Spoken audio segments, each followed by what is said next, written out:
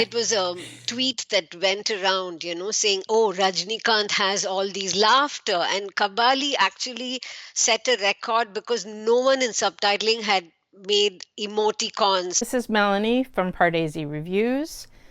Tamil Putanda Nal Valtakal. Happy Tamil New Year. This is a 3-part series, an interview with the gold standard of subtitling, rekhs. And in this first part, she talks about how she subtitled all the different kind of laughters that Rajinikanth has in his movies.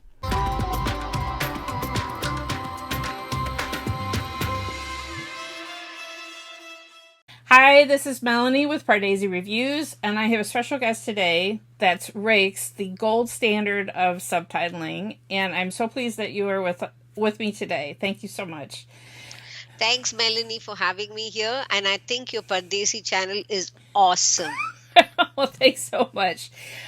We first connected because I did a trailer reaction to, I think it was Yatra, and I mentioned you had an English turn of phrase in the subtitles. It was such a short teaser clip, but it was something like he wanted to hear the heartbeat of the people.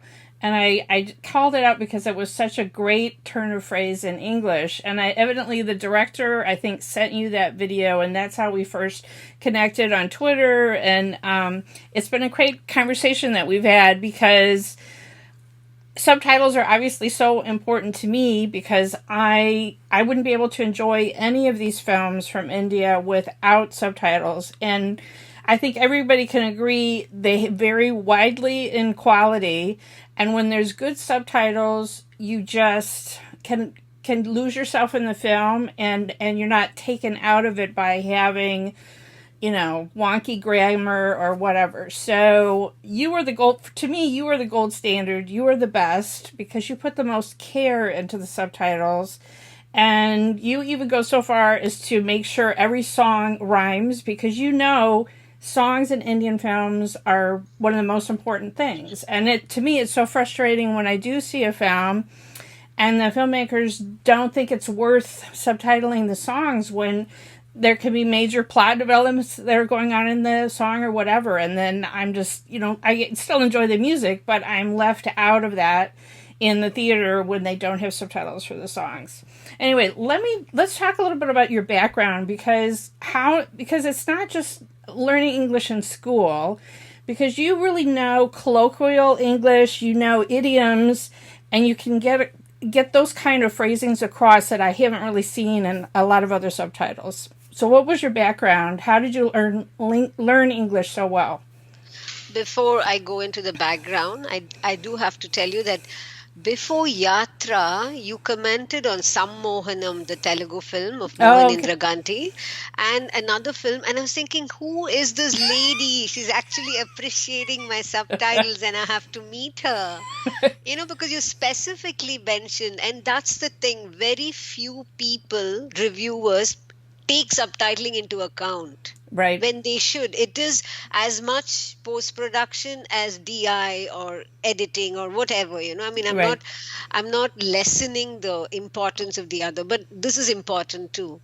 Right. So I actually think I have a flair for subtitling because of I really need to thank my mom, and she's not around. She's with God.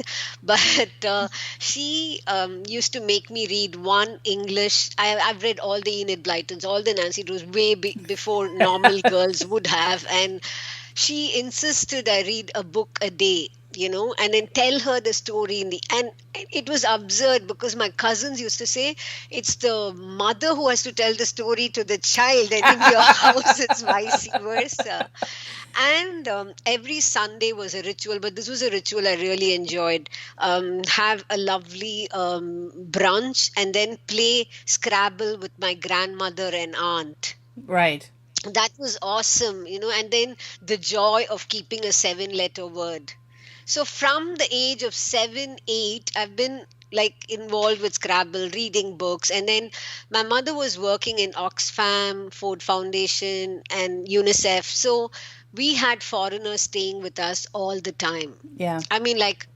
So I wasn't intimidated by a different accent or skin tone or lifestyle or anything. It was very normal for me to have somebody from Sweden or London or Wow. USA staying in one of the guest bedrooms all the time. So you start thinking, you talk in a way that they will understand, and you start thinking like them. So I do not listen to the dialogues in Tamil and translate in English. I'm actually thinking in English and translating it in English. I think that's Wow. what makes the difference. Yeah, I mean it's knowing how to get across a joke or an idiom or something, because I think you're so good at that, of finding the right. I remember like there was a Rajinikanth movie where you used a phrase like tickled pink or something like that, which maybe if you had just learned English in a school setting, you wouldn't have known a phrase like that, and it conveys a lot of meaning to it. Saying something like that. So In fact, a couple of girls in Twitter wrote down all the smiles the subtitles had written.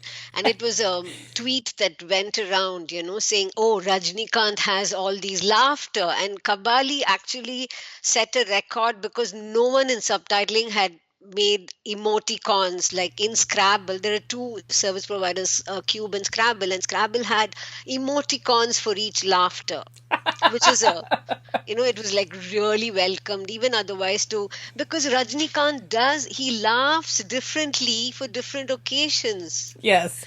So I thought people, you guys should know the difference, and this would be a tool to make you understand. I know, especially in Tamil films, punch dialogues are very much a thing, which I've learned about. And I guess in Tamil they rhyme, and so that adds to the emphasis of his Telugu signature. also. Telugu and also. and so it's those have got to be challenging to try to convey, just the joy of how it sounds, you know what I'm saying, to the ear for the home audience. So I appreciate And the word that you. sometimes they don't even make sense, Melanie, and you have Right. to try and make sense out of it. Right, I know. I think his recent film was something like I'm bad and I'm your dad or something like that. It was just like to make it rhyme and make it work. But you're right. It adds to the film though, if to my enjoyment. If I can feel like I'm in on the joke with everyone else who's Yeah. watching it. But you also don't necessarily translate every word, and I like that because you leave in certain local words like ama or something like that, or ana. So you leave in a little bit of the flavor, because a direct translation. See, I'm not saying subtitles is everything, it's only a tool.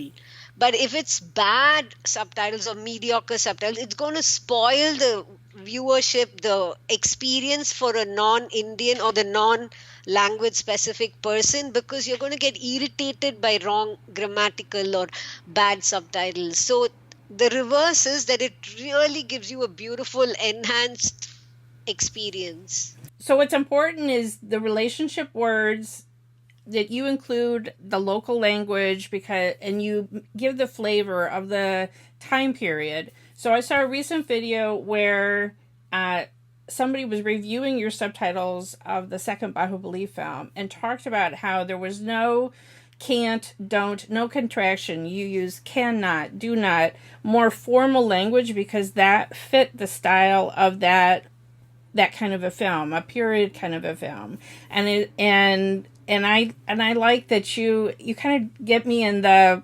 mood of that kind of a film just by the kind of English language that you use, which again, it's not verbatim. It adds a flavor to it in the what style of English that you're choosing to use for the subtitles.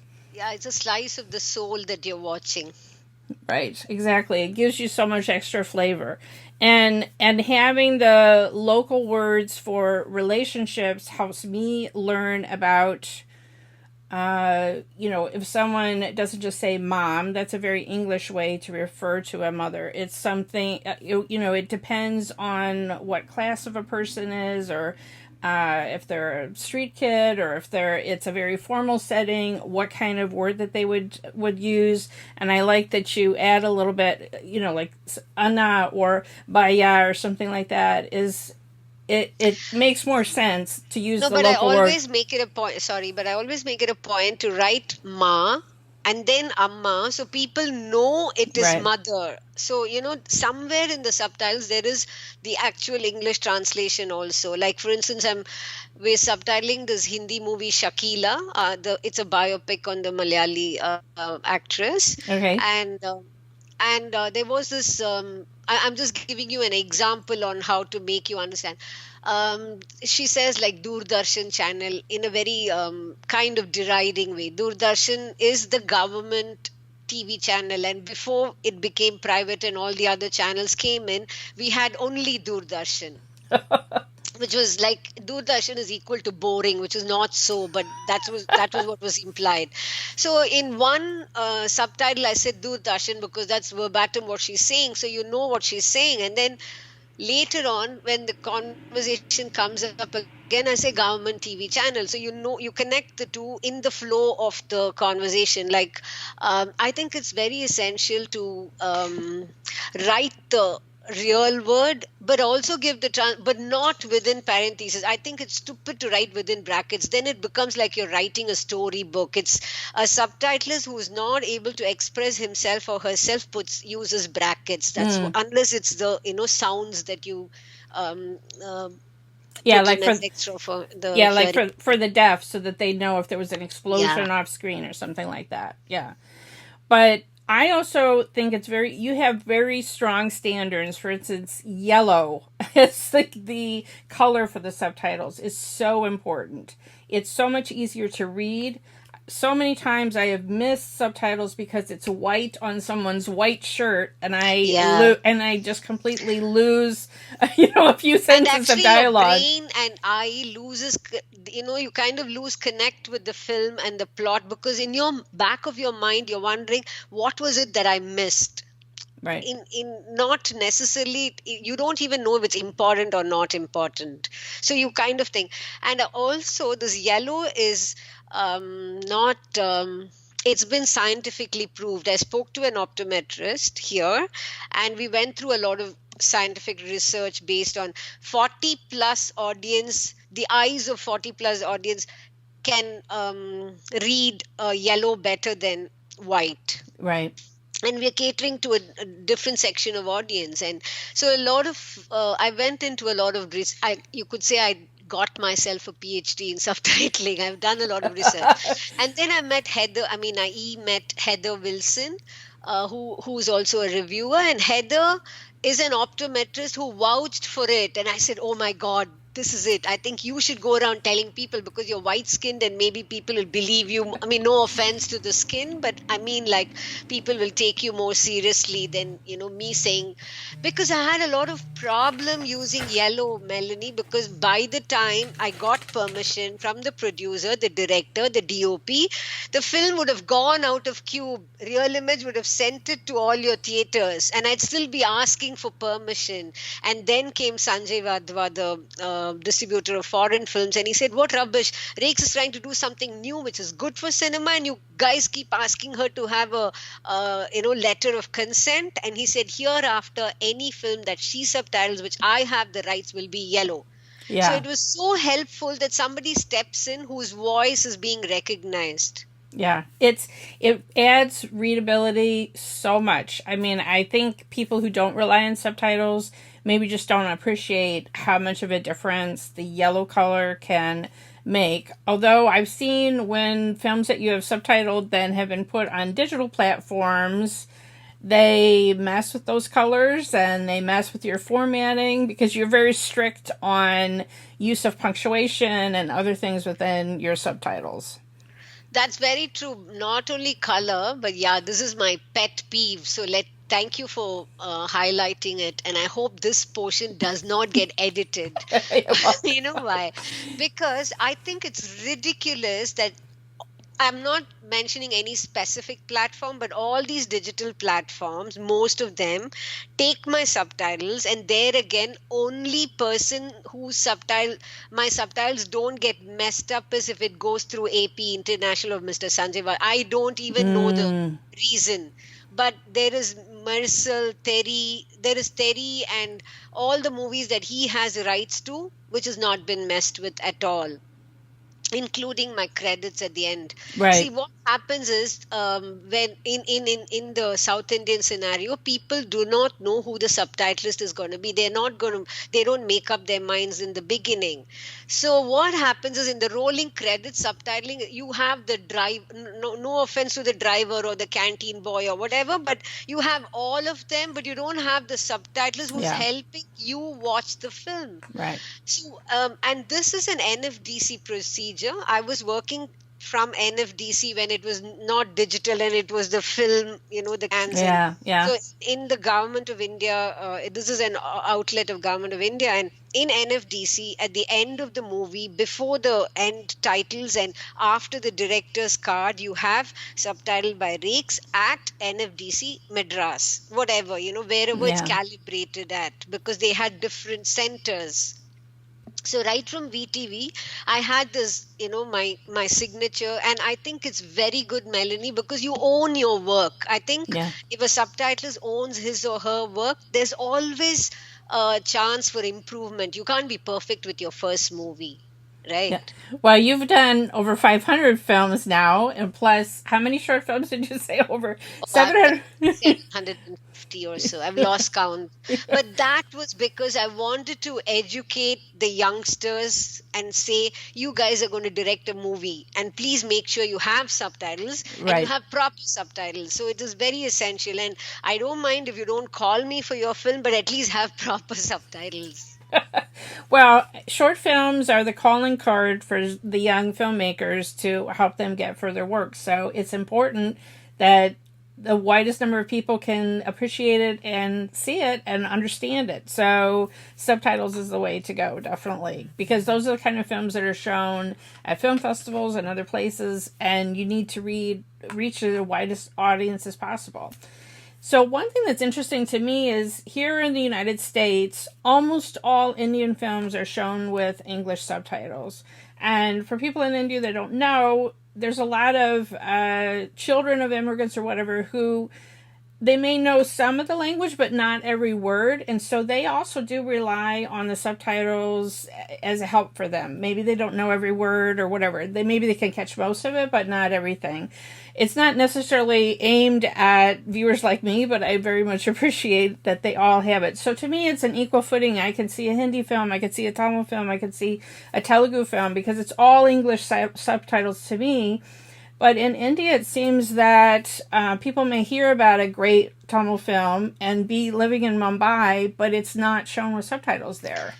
Now, let me explain. Actually, there are two sides to this. First, I have to appreciate Satyam Cinemas, SPR Cinema, because they came forward with having one specific day in a week for movies to be screened with subtitles, which was Ah, excellent.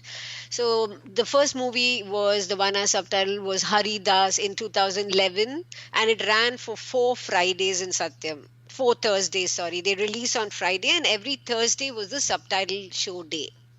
I went there literally with a mic to talk to everybody and say, what did you think of having? And there were lots of people from the Japanese embassy, the US embassy. For the big films, they had heard about it and they came. And so it was a very good move on Satyam Cinema, which was later followed by AGS, PVR, and Inox and everybody. Okay, and it was very good. But what happened is a recent setback, which I hope we're going to, set things right, and it's not really a setback. The censor um, officer here found out that a film had the director had added subtitles to the film after censor, ah, and she was not for it. And so the center brought in a new rule which said that if you want to play your movies with subtitles within India, you have to submit it with subtitles for censor. mm, And there comes the Ashes heels for me because the movies when they're given to censor, and this is unbelievable. There's a clause in the censor rules which says it doesn't have to have the final re-recording or the final sound. Like your Oh, okay. movie cannot be cut, you can't add, or but you're re-recording and you can't add songs, but your background score could be a rough draft one vis-a-vis the and many films do not complete, and they want to have it censored because that's the only way they can. I don't blame them, that's the only way they can go to the theater for release. Okay, Right. so what happens is I am subtitling a film with the BGM and the sound not being final, and then it goes for censor, comes back again, and we are actually AP International and I we are re-time coding, we are re-subtitling the whole movie again, Wow. because without the sound and the RR not being finalized, it all moves, and it Right, have right. to explain to them all the time. So what happens is some of the producers, if they're in a hurry to get their film subtitled, they say it doesn't matter, chalega, we don't want it subtitled, we don't want it shown with subtitles within India. They Mm. forsake subtitles for the sake of getting their film released. So if it was mandatory that you have to show with subtitles, then probably, which I don't know, I have to check with the if the censor rules have been revised. And the most important thing is the censor board has to change their rule to give the final copy, Yeah. not I mean, this is something the industry has to talk about. And if you want subtitled movies, because there are a lot of Hindi films being released in Tamil Nadu where people may, it's not only westerners, the people in India may not, in Tamil Nadu may not know Hindi, and they would love to watch the movie, or a Telugu or a Malayalam movie, Right. whatever. There are Right. some lovely Malayalam movies which go unnoticed because there are no subtitles. Right, right. And it's, yeah, each, or a city like Bangalore where you have people of all different languages and this, Cosmopolitan, but I must tell you, a city like Bangalore is least interested in subtitles vis-a-vis Chennai. And I should also say there's a lovely Twitter handle which says Rally for Subtitles Bangalore, and there's a group of youngsters who, on their own initiative, started a Twitter handle, and they go and they find out which theater shows which movie with subtitles, which is awesome. And Chennai has also followed it. There's a group in Chennai doing it, and I'm so glad this kind of awareness has happened. yeah, because it seems like instead they may dub the film in another language and release it with a dub, which to me, I want to hear the original actor speak. I don't Not want only it. that, when you dub the film, let them watch the dubbed version. Why prevent? You can have a subtitled version and a dubbed version. It Right, doesn't matter. And right, you're anyway having the film subtitled to send it overseas. right, I mean, exactly. it's not as if you're doing it only for India.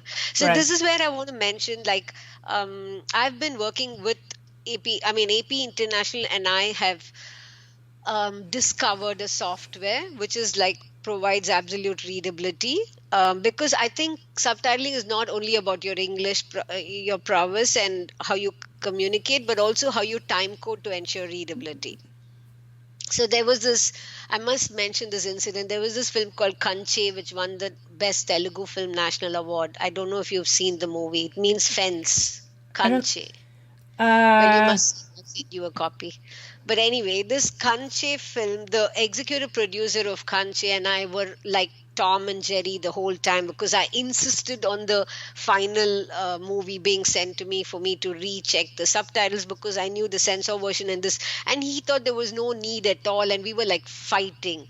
And it was so sweet of this guy. His name is Yogi Shetty. He calls me from Bombay, from Mumbai. First day, first show, he watches and calls me and says, Rekhs, I think you're the best subtitlist in India because your readability was perfect and the subs were good. I think it was immensely sweet on his part to call and tell me that, after fighting with me the whole time. But this shows that it's so important that you check the final, and you yes. cannot call the censor as the final version. Well, it has to, like you said, one small tweak, and if they made it just a slight editing change for time or whatever, could throw off all of the time codes for all of your subtitles. And there's nothing more frustrating than trying to watch a film where the subtitles are not synced up to what the people are Not only saying. that, you have subtitles floating there where there are no dialogues, or there are dialogues and there are no subtitles, and there are songs without being subtitled because the music director then wants a repeat of a particular song somewhere else. So he takes that and places it again, which is the final re-recording, and you don't have the and to the see the reason why. Let me tell you this also. The reason why I changed the if the beginning stanza is repeated or it keeps getting repeated, you just can't have um, Goddess Lakshmi, Goddess Lakshmi, Goddess Lakshmi. You're going to get irritated, having reading that all over again. So, but if I say Goddess Lakshmi and the next version I say Goddess of Wealth, so Mm, Goddess Lakshmi here is treated as Goddess of Wealth, or for Shiva or Krishna, and you say the blue-eyed one or the uh, peacock feather one. So then you know more about our culture also, right, because if to me Krishna is a whole of all that, but you wouldn't know unless I described it. So right. that's, and to the Western audience, the Indians think it's already repeated, but to you it's gibberish. You won't even know it's a repeat. You'd probably think it's not been subtitled. Well, there's so many places where you add value for me, educate me, and I love that in the subtitles, like you say, because if something is repeated, then the second time, because you have to be very concise with your words. There's only so much space. So, but each time maybe you add a little bit more information or a little bit extra flavor, which is good. Part two of this three-part series of my interview with the gold standard of subtitling, rekhs, talks about her getting a call from Mamuka, from Mamuti, and how she got the call to subtitle Bahubali 2. This executive producer called me and said, "Am I talking to Rakes? You can't take your phone and you have to be there for 5 days. Are you okay?" I had no clue what he was talking about. Nobody calls you and says, "You can't take your phone." And then he told me it's Bahubali 2. And I said, "Okay, fine. I'd love to do it." Please do follow me on Twitter at PardesiYT. Subscribe here to the Pardesi channel. And if you hit the bell when you subscribe, then you'll get a notification whenever I have a new trailer reaction or film review.